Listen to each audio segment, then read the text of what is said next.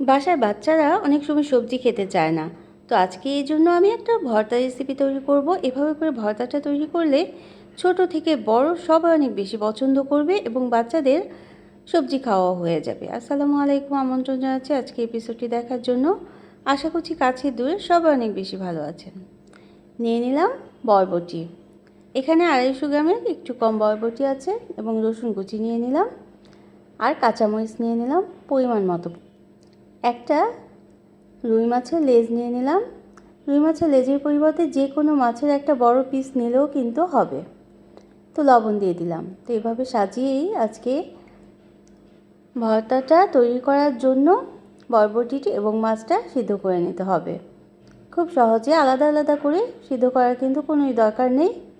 তেল দিয়ে দিলাম আর মাছের ভাজার জন্য হলুদের গুঁড়ো এবং লবণটা এভাবে করে মাছের সাথে মাখিয়ে নিতে হবে।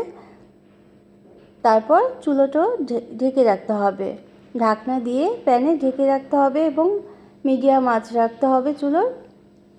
10 মিনিট এভাবে করে রেখে দিলে দেখা যাবে যে মাছটা কিন্তু খুব সুন্দর সিদ্ধ হয়ে যাবে এবং বরবটিটাও সিদ্ধ হয়ে যাবে। তো ঢেকে রাখলাম 10 মিনিট। 10 মিনিট পর বরবটির কালারটা যখন চেঞ্জ হয়ে আসবে তখন এবং একটা যে পানি উঠবে সেই পানি দিয়েই কিন্তু বরবটিটা সিদ্ধ হয়ে যাবে। আলাদা করে পানি দিলে বরবটি ভর্তাটা কিন্তু খেতে একেবারেই ভালো লাগবে না। আর এখানে পেঁয়াজটা আমি আলাদা রাখবো এবং রসুন, কাঁচামরিচ আর বরবটিটা একদিকেই করে নেব।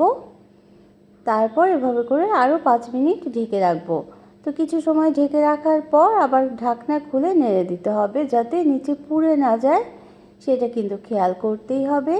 তো এভাবে করে রাখলে কী হবে, মাছটাও খুব সুন্দর সিদ্ধ হয়ে যাবে আর ওইদিকে বরবটিটাও সিদ্ধ হয়ে যাবে। বরবটি সিদ্ধ করার জন্য পানি দিয়ে যদি সিদ্ধ করা হয় তাহলে বরবটি ভর্তাটা খেতে একদমই ভালো হয় না এবং বরবটির রঙটাও কিন্তু সবুজ থাকে না।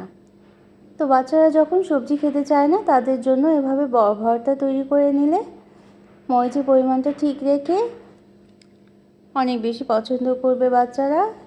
আর ছোটরা বড়রা সবাই কিন্তু ভর্তাটা খেতে অনেকই পছন্দ করে। অনেক সময় মাছ মাংস খেতে ভালো লাগে না, এরকম ভর্তা থাকলে এক প্লেট ভাত নিমিষেই ফুরিয়ে যাবে। ভাত কিন্তু একটু বেশি রান্না করতে হবে এইভাবে করে ভর্তাটা তৈরি করলে। তো আমি বরবটিগুলো সিদ্ধ করে নিয়েছি, পেঁয়াজটা আলাদা রেখেছি এবং রসুন, কাঁচামরিচ আর বরবটি একদিকে রেখেছি। এখন আমরা পাটায় বেটে নেব বা শিলে বেটে নেব। তো এর পরিবর্তে মিক্সার জারেও কিন্তু করে নিতে পারেন ভর্তাটা। আর এইভাবে করে মাছটা কিন্তু আলাদাভাবে আমি আরও সামান্য পরিমাণ তেল দিয়ে ভেজে নিয়েছি। তাতে কি হবে, মাছের ভিতরে যে একটা আষ্টে গন্ধ থাকতে পারে রুই মাছে, সেটা কিন্তু থাকবে না। এজন্য মাছটা একটু ভালো করে আমি ভেজে নিয়েছি। এখন আমরা কাঁটাটা বেছে নেব। মাছের কাঁটাটা বেছে নেওয়ার জন্য বড় কাঁটাটা প্রথমে ফেলে দিলাম। আমরা জানি যে এই মাছের লেজের মধ্যে অনেক কাঁটা থাকে, ছোট ছোট কাঁটা, সবই কিন্তু আমরা বেছে পরিষ্কার করে নিয়েছি যেহেতু ছোটরা খাবে বলেছি এই জন্য। তো পাটায় আমরা দিয়ে নিলাম বরবটি, রসুন এবং কাঁচামরিচ আর একটু সময় নিয়ে মিহি করে বেটে নিতে হবে। এর পরিবর্তে কিন্তু মিক্সার জারেও এই ভর্তাটা তৈরি করে নিতে পারেন, তবে পাটায় বাটা ভর্তা কিন্তু খেতে অনেক বেশি স্বাদের হয়। তো বরবটি বেটে নেওয়ার পর পেঁয়াজ কুচিটাও নিয়ে নিলাম যে ভেজে রেখেছিলাম এবং মাছটা বেছে রেখেছি সেই মাছটাও দিয়ে দিতে হবে এবং পেঁয়াজটা আদা ভাঙা করে বেটে দিতে হবে। পুরোপুরি মিহি করে পেঁয়াজ বেটে নেওয়ার কিন্তু কোনো দরকার নেই। আর এই ভর্তার মধ্যে চাইলে কিন্তু আস্ত শুকনো মরিচ যে আছে সেই শুকনো মরিচটাও ব্যবহার করতে পারেন। যেহেতু আমি বলেছি ছোটরা খাবে এই জন্য কিন্তু আমি শুকনো মরিচ ব্যবহার করছি না। কাঁচামরিচের ঝালেই ভর্তাটা তৈরি করব আজকে। তো চাইলে কিন্তু শুকনো মরিচটাও নিয়ে নিতে পারেন। তো এখন আমাদের বরবটি, মাছ এবং পেঁয়াজ বাটা হয়ে গিয়েছে। এখন মিশিয়ে নিতে হবে। আমি পাটাতেই মিশিয়ে নেব এই সবগুলো উপকরণ।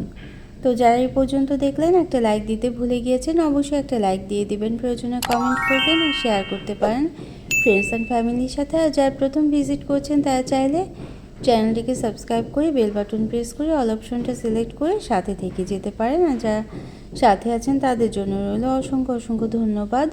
তো এভাবে করে মিশিয়ে নেওয়ার পর আমরা ভর্তাটা উঠিয়ে রাখবো এবং হালকা তেল উপরে ছড়িয়ে দিয়ে ভর্তাটা পরিবেশন করে নেব।